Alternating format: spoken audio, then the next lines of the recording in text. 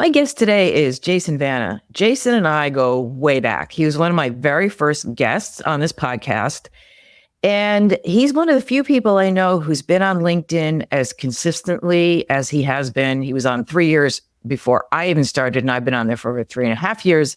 So this is a great update on where he's been. And he is, as always, has been a great brand and content strategist. He's an entrepreneur and founder of Shift. It's spelled SHFT. Before social media even existed, he was creating content that drove revenue and positioned brands as the premium choice in their industry. So now we fast forward 20 years, and his strategies have turned previously unknown businesses into worldwide category-dominating brands. When he's not leading the team at Shift, he can be found hiking, traveling, and brushing up on his Czech language skills, or ripping apart bad sales and marketing tactics as #SassyJason on LinkedIn. So today we dive into all kinds of things, but really focused around how you want to position your brand and what it means to be a brand strategist. And we get into a couple of really interesting case studies and a whole lot more. Let's dive right in. Hey, Jason, it has been a long time, but welcome back to the podcast. I'm excited to have you on again. So they're awesome. I'm excited to be here. We were talking before, and it's been 2 years. I know. So I'm excited to be here. Neither of us has aged, by the way. So that's good. Exactly. But we have grown in other ways. I mean, LinkedIn, the last time we talked, and I'll put a link to our previous interview in the show notes. We were all in on LinkedIn, literally just talking about that. Yeah. I was relatively new to the platform, and you've had a lot of changes in your business. And so I wanted to have you talk a little bit about brand strategy, specifically for health and fitness, because that's where I'm honing in my efforts. So can you first just define, it seems like an obvious thing when you're in the business, but how do you define brand strategy? Oh man, there are so many ways I do this, but my favorite is a brand strategy really is the customer facing side of your business strategy. And so what I mean by that is that a brand strategy itself really is a statement. Now, there's a lot more that we include when we do brand strategies for clients, but it really is a statement that should define the unique value that you bring to the market. Like, what can people only get from you? To whom? So who are those ideal customers, and how? And I don't mean like this really long drawn out, like this is like, here's our 50-page master document thing, but like, how do you provide that unique value? Is it in something you do? Is it in something you provide? Like, what is that? And that statement then guides everything in your company, from sales to marketing to even the offer or the product that you're bringing to the market, customer service, pricing, like everything else drives from that brand strategy. And so when I've got a prospect on the call and they're like, what do you mean by brand strategy? I'm like, well, ultimately what you're paying me for is to do all this research, understand your company, understand your market, your competitors, your ideal customers, and then come up with what is that unique value that you're going to bring that they can only get from you. And then we build out all the stuff like identity and marketing touch points and operational touch points and all that kind of stuff that branders talk about. But ultimately, that brand strategy is, who are you going to be on the customer facing side, and what is that unique value that you bring to those ideal customers? It makes so much sense. So it's like, I talk a lot about value propositions. So it's almost like you take the value prop, and that's not something you just bring out there. I mean, you really have to do research behind it, and then you build on that. So it's like your whole strategy then revolves around that value prop with it. Yeah, it's a little different. So most people, when they hear value prop, it tends to be connected to like a feature of what they offer. Like, this is why you want to buy our XYZ. The unique value you bring to the market can be a value prop, but it can also, it's more of a, here's why you would want to buy from the business as opposed to just the product. So it's what they, and so one of the ways I explain it is this: like when you nail down that unique offer, it defines what your offer will be. Mhm. So most people come at it like, I've got this offer.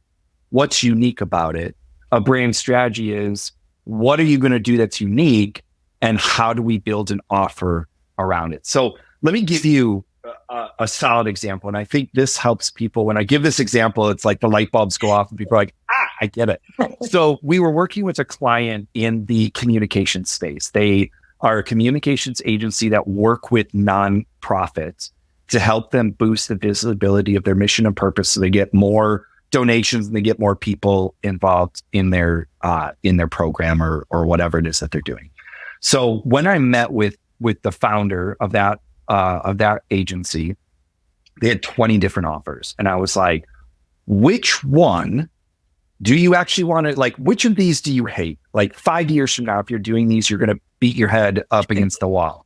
And so we eliminated some of that. And really what we came down to was she was trying to sell communication strategies just like every other company does. And so we dug in and said, what actually makes you unique and different? Yeah. Because if we can hone in on that, you can sell the crap out of this. So what we nailed down was that with every client, after they would do a communication strategy, they had a database of like 300 individuals and organizations they could connect you with who would give you like an instant boost. So for instance, they had a political nonprofit that they were able to connect to Kamala Harris, VP of the US, who has this kind of incubator for political nonprofits. And they're like, we can get you connected to her and that incubator so that your nonprofit can be seen in front of politicians and newscasters and like that everyone knows about it. Mhm. And I was like,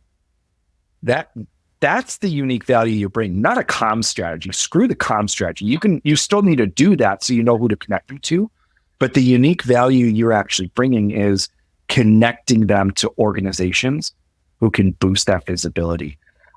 She had another client who was launching a documentary and contacted them and was like, we just need someone to write some LinkedIn, or not LinkedIn, but some social media posts so people know about our documentary. And they're like, we can do that, or we can get your documentary viewed at Aspen Institute by like politicians and influencers and newscasters and stuff so that they can spread the word about your documentary. They see it, they have that firsthand experience, and then they can talk about it. And the client was like, yeah, do that. Like, we'll write our own social media posts. You make that happen. And so like when that documentary launched, they had it launched on Vimeo with like 1 million views within the first week. Wow. And it's like, that's the unique value you're bringing, is these connections. And so her brand strategy was this, and I forget the exact wording because I don't have it in front of me, but it was like the connecting nonprofits to other individuals and organizations who can boost the value. So all of their marketing, then their brand messaging, what's at the top of their website, even how we structured and gave a layout to what the homepage should look like, all revolved around telling the story of, if you work with us, we can connect you to those people. So even one of those marketing touch points was on the homepage. I was like, yes, have a row of client logos. That's always important. Yeah. But I want you to have a section where you say, I forget the wording too, because this is back in April now. But the wording was something like, these are who we've connected our clients to, and look at these organizations and individuals we've connected our clients to, something like that, and put the logos of those individuals and organizations. I'm like, think about it. If I'm a political nonprofit and I'm trying to get more people to know about the mission of my nonprofit, am I going to go to a communications agency that's like, we could do thought leadership for you, and we can do content strategy, and we can write posts for you and stuff?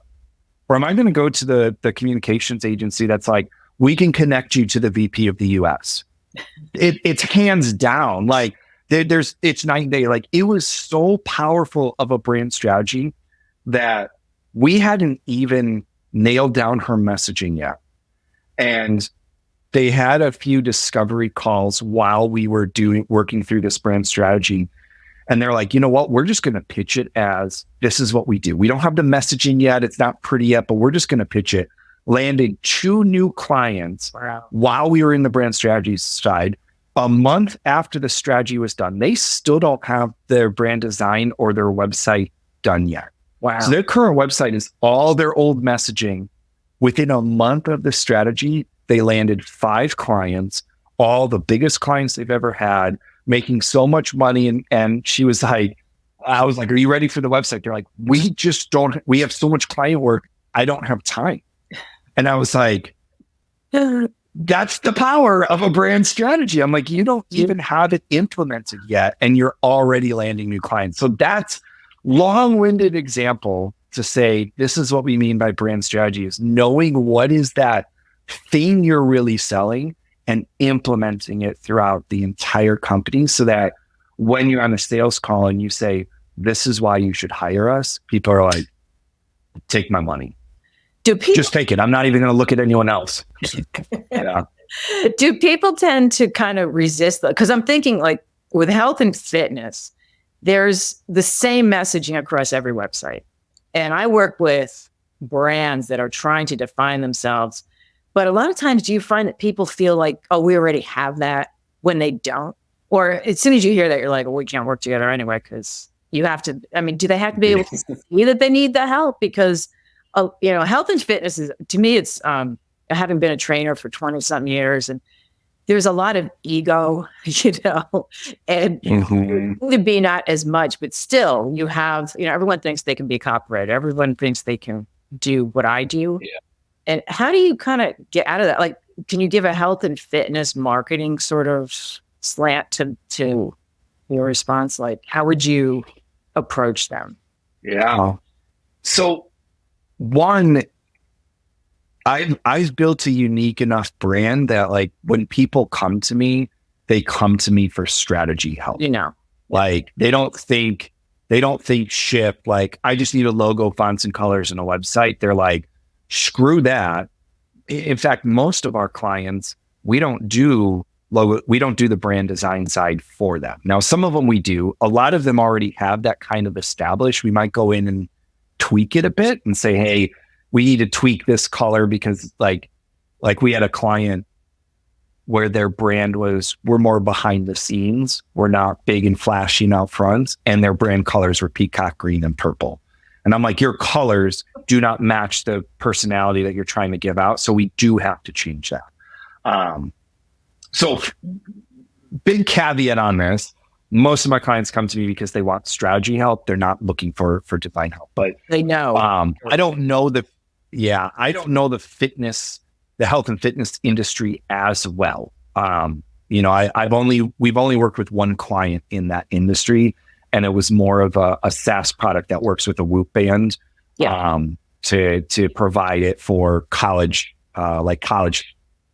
athletic coaches and that, so that they can help do better, exercise routines and programs for their athletes and all that kind of stuff. Really? So it's probably a little different, but I think really how I describe it to people when they're like, I don't understand why this is important, I don't need this, is I like to point to the problems that come up when you don't have a brand strategy. So for instance, if you're not getting inbound leads, if you're putting content out there and people aren't like rushing into your gym, or they're coming to your product, or they're coming to your website, it's a brand strat. Like, most people look at that and say, our content sucks, we need a content strategy. It's because you don't have a brand strategy.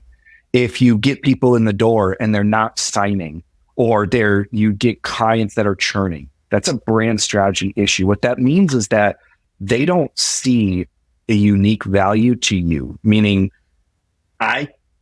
when I say unique value, I mean, what can I only get from you? If there isn't something that they feel like, I can only get this from you, none of your competitors can provide this, no other solution can provide this, I can only get it from you. If they don't feel that, they don't stay, they don't buy. It's a longer sales cycle. It's like, well, I need to look at this gym and this gym and this gym and this gym, or I need to look at this platform and this product and this coaching program and all that, because they all feel the same to me. Right. A brand strategy. So I like to use this graphic, and I don't have a picture of it, so I'm just going to do it with my hands. When you try to be better, when you say, well, our program's just better, and that's why people buy it or whatnot, what happens is, if these are your competitors, if you've got a bunch of rings around here, these are my competitors, and you're just like, you're still in line with your competitors, you're just maybe up a little bit. So now all of a sudden it's like, y'all feel the same. Mm-hmm. You're just like here rather than here. Mm-hmm. When you try to be unique, when you have that unique offer, what you're saying is, our competitors are here and we're over here. Mm-hmm. Everyone else provides this thing, but you got this that's super different and unique, and I can only get it from you. And the thing here is, like, you do want to find something you do different, but when we talk differentiation, it doesn't mean that everything is different. And it also doesn't mean, like, and this is where the nuance comes in. It doesn't mean you're the only one that provides it. It means in the minds of your ideal customers, you're the only one. Or you're so that example with the, because I'd said that. Yeah. Too. No one, it could be something no one else is talking about, but you are. And it, yes. So that client I talked about, the communications agency, there was another competitor that mentioned that they can do that, buried on their website under the founder, like, meet our founder, like under there in a paragraph buried on the website. Like, yeah, we're a serial connector. We can connect you to other agencies. It wasn't what they owned. It wasn't what they made everything in their brand about. And that's the key, like finding what makes you unique. And for most companies, actually for every company I've worked with, they had something they were doing already. They just didn't see it as different. Mm-hmm. And it's like, look, no one else is doing that. Yeah. That's what we're going to own. We're going to build it out. We're going to make it feel like this huge, big thing. Like even for the communications agency, they were already doing it, mm-hmm. but they were like focusing on, we do strategy, like we do a comm strategy. I'm like, screw that. You sell the connections. All of your marketing is going to be around connections, all of your content. Like, so when people see you, they don't think comm strategy, they think you're the one that can connect me to other agencies and other individuals. That's what I'm after. And I'm like, we build that out. You don't even have a brand new website and you're already like tripled, quadrupled. I think it was actually 5 times the revenue by the time she signed that 5th client after a month after the strategy. I'm like, that's when you're unique, that's what happens. And you're like, when you try to just be like them enough. What are you thinking? Yeah. Well, let me ask. And that's, yeah, go ahead. I'm just going to say, with fitness marketing. So I belong to 2 big box gyms. I don't think it matters if I say the name because everyone knows, like Planet Fitness. Their whole thing is we are non-judgmental. They have this giant light. I don't know if it ever actually, the lunk alarm, if anyone grunts working out. I am good at that gym because it's convenient and there's not a lot of people there. But then I also belong to EOS, which apparently their brand strategy is how many people can we pack in here at the same time? Because I can't stand it during the week. Like I go 5:30 in the morning on weekends. It's the only time that I can get in. And because I love their equipment, they have a ton of equipment that Planet Fitness doesn't have. So do you think that so Planet Fitness has their, is that their brand strategy would be that we're non-judgmental, that we accept everyone? They have, and here's what people don't realize when it comes to brand strategy is you are making a decision of who you're for and who you're not for. Mm-hmm. So there are people who will never use a Planet Fitness because they do like the grunting. They do like slamming the weights down. Like I didn't join it. Back where I used to live before I moved, when we did our first podcast, there was a gym in town that was the typical bro gym. Like it had it used to be a restaurant. They turned it into a gym. And it was I walked in to check it out and like guys are ripping their shirts off and chest bumping each other. And I'm like, this is not the gym for me. Nope. I'm going to make fun of no, I have to not go here. But it was the cheapest gym. It was only $20 a month. And I ended up at the local YMCA because it was either the YMCA or that gym. That's all that was in that town. But even with only two options, I ended up paying double for the YMCA because the other gym just wasn't for me. Mm-hmm. And that's the thing. Like Planet Fitness positioned themselves and their brand strategy is almost for like the novice, the beginner, I'm not going to be the grunting barbarian in the gym. And it's really designed for people that feel awkward and uncomfortable going to a gym. When you sign up, they will walk you through each piece of equipment and show you how to use it and get you comfortable with here's where the locker rooms are and here's where they literally show you everything with the understanding of you feel awkward and weird coming to a gym. So we're going to make this smooth for you. We're not going to have the grunting people. We're going to, it is non-judgmental. So you can come in if you are 300 pounds and you're just getting started and you have that awkwardness of I don't want to go to a pro gym where people are going to make fun of me. And even if that's not true, that's the thought. And so that's their brand strategy. And it implements in their app will literally tell you how full your local club is. So you can accordingly and be like, well, it's super busy right now, so I don't want to go. But hey, look, it's not busy here. Everything they did is built around this idea of non-judgmental. It's a vibe. If you feel awkward, if you feel weird, it is. Somebody said, and that's because they said you had the vibe. And that was an intentional choice they made, understanding that it alienates some people. There will be people that will in that area that look and say, I will not go to a Planet Fitness if it's not for me. That's the part that most entrepreneurs and business owners hate. You're leaving money on the table by not being for everyone. But realistically, what happens when you are differentiated, there's statistics on this, and I don't know them off the top of my head, but if you are differentiated and you have that unique value and say, this is who we're for, if maybe you're a gym that's not for the newbies, feels judgmental, whatever.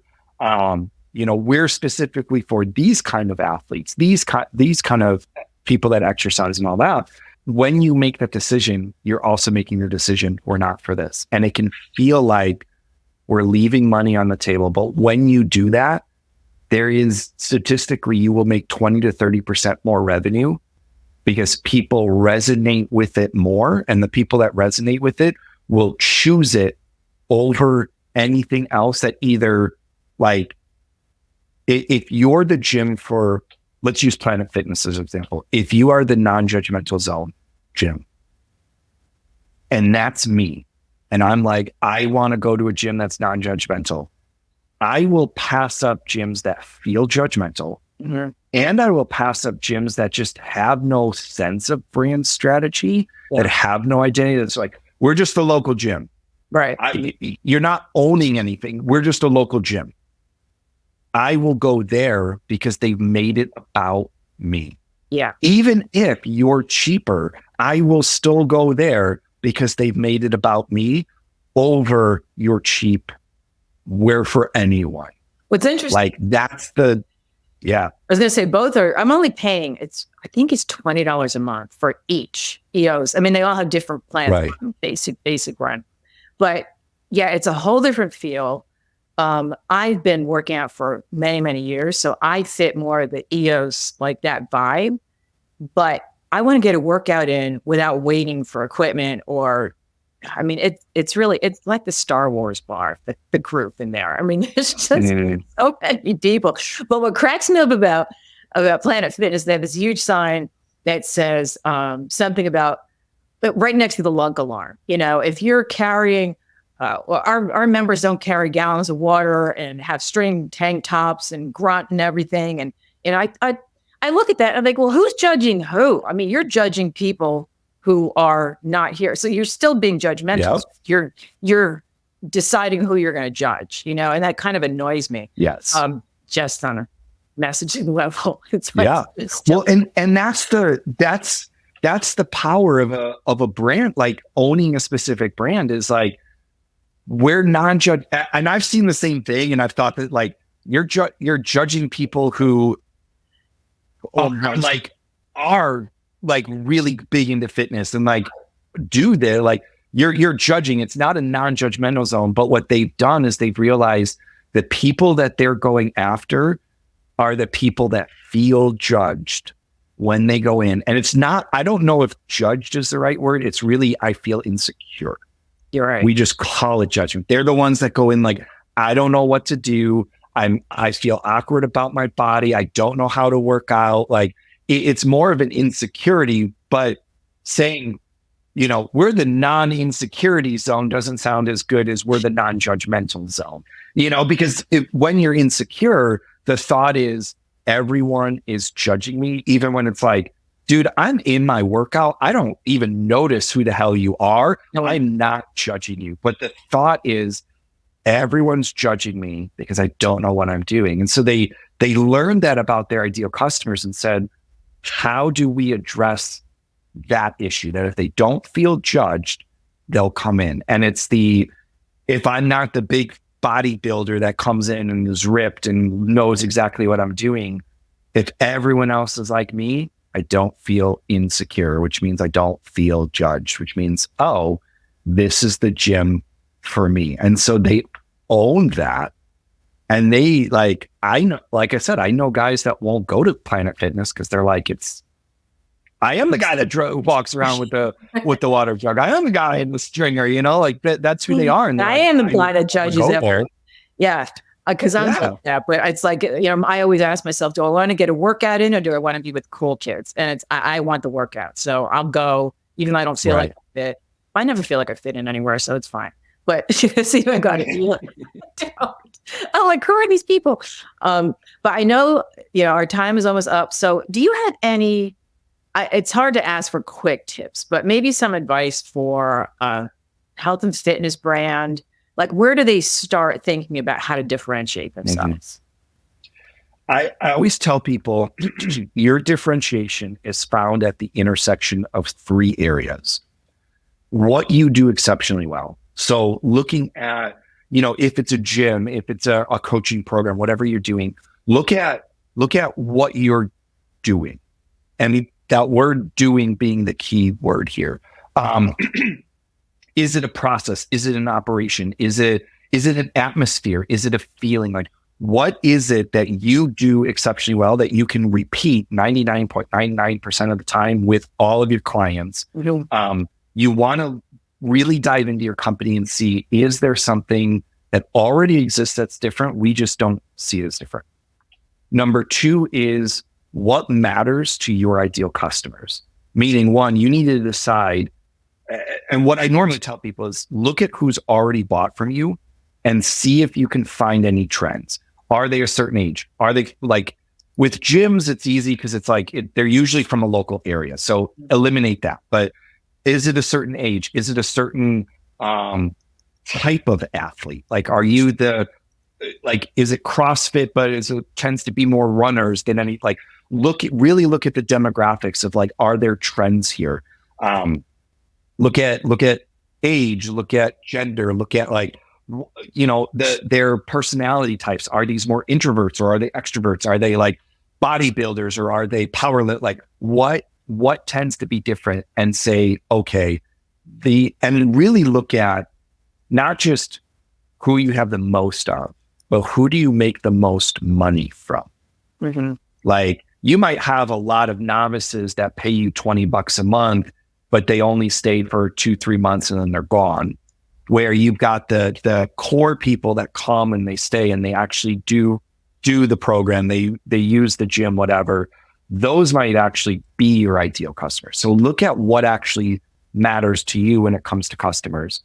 look at the trends to see what makes a customer ideal. Quick question to ask yourself. If I had 100 clients, 100 more clients of who would I want that to be? Mm-hmm. I want 100 more clients like Johnny.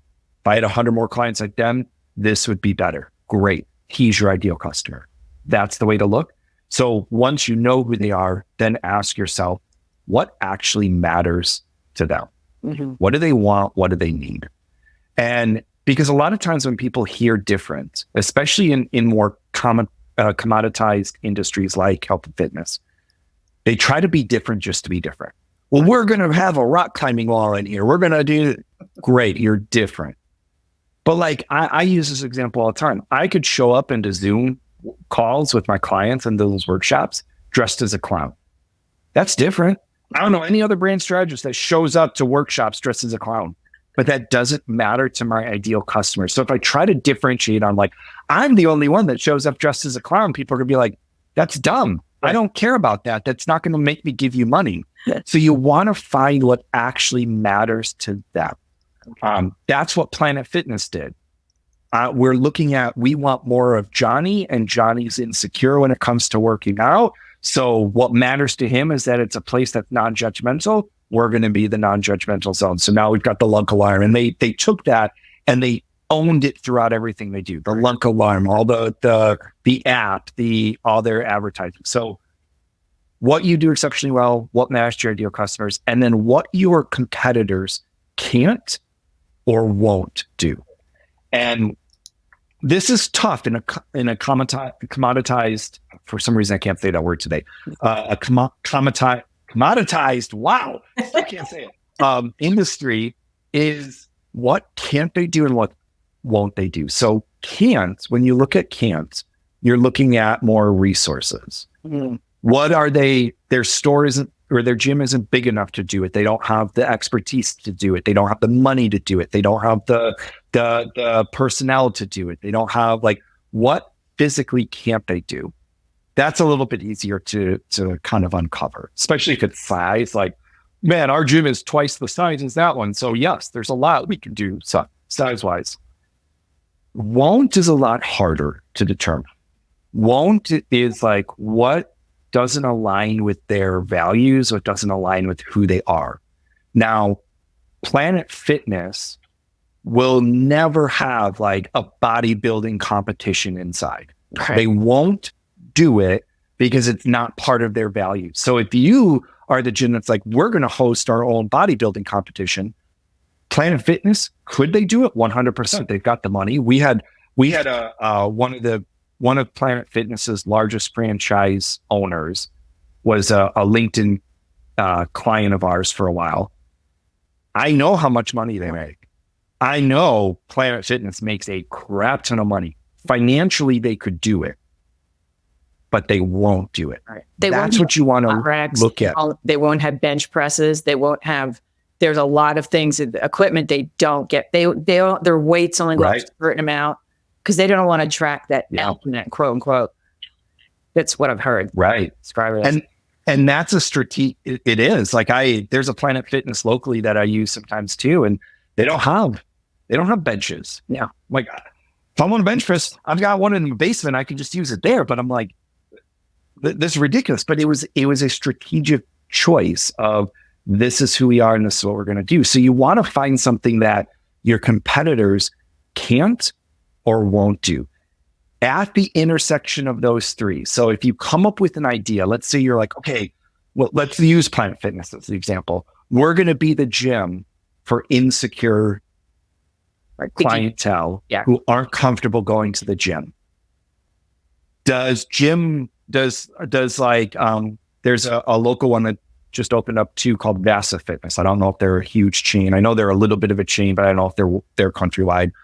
Would they do that? Well, no, they're kind of going after a different type of person.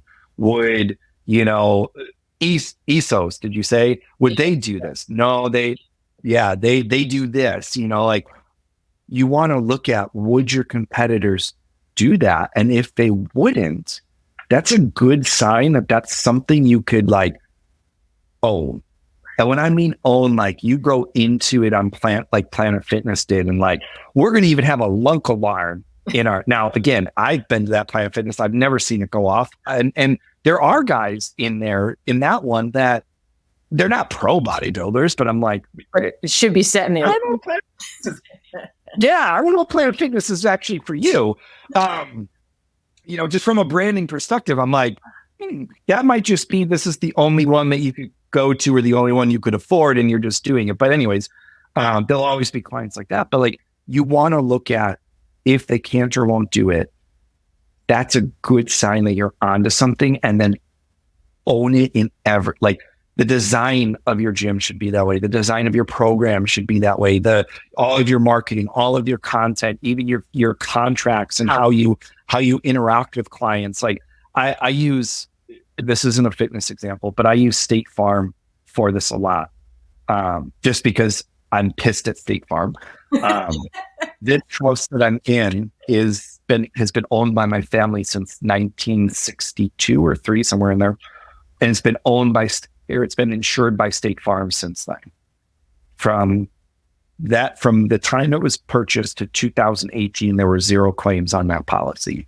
State Farm made a lot of money from this family because it was cars and boats and rent or like vacation properties and like computers, like everything. My rental insurance when I got my first apartment was through State Farm. Everything was through State Farm.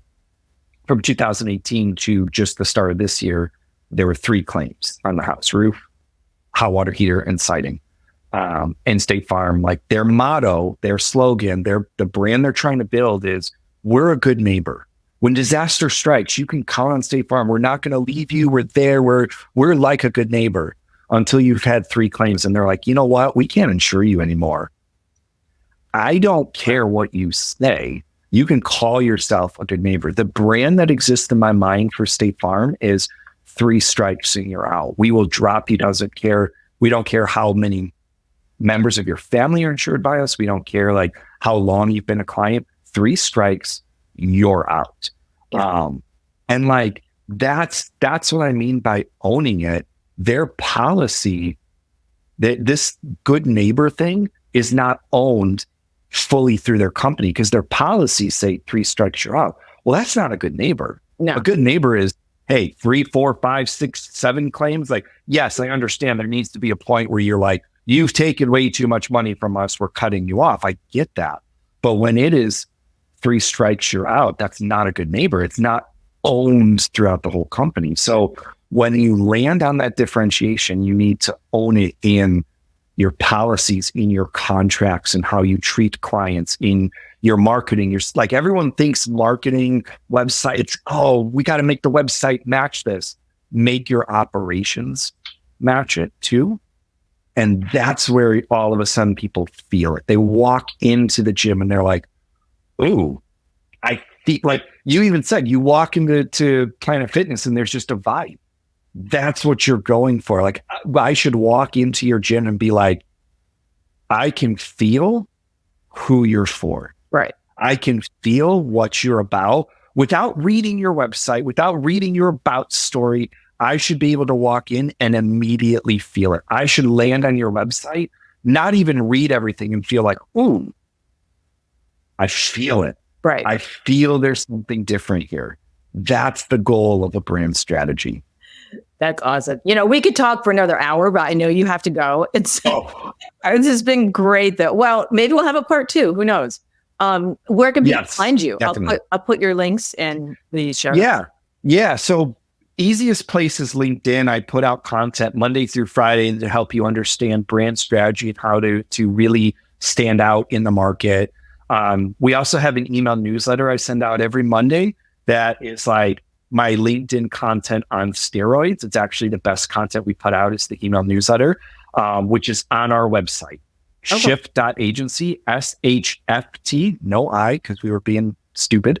SHFT.agency is the website. You can sign up for the email newsletter there. We've got a ton of free resources you can just grab, no email required, to help you like research your ideal customers, research your competitors. If that's the kind of stuff you like, if you listen to this podcast and you're like, I don't know how to research my ideal customers. We've got a guide, a free guide on our website. Just click it. The PDF's there. You download it. No email required. I'm not going to like hound you to hire me or anything like that. Those are the best places to find me. Awesome. And I'm going to check them out myself too. But we'll put all that in the show notes. Yeah. Thanks again. This has been so great. Awesome. Thank you for having me. I thoroughly enjoyed it.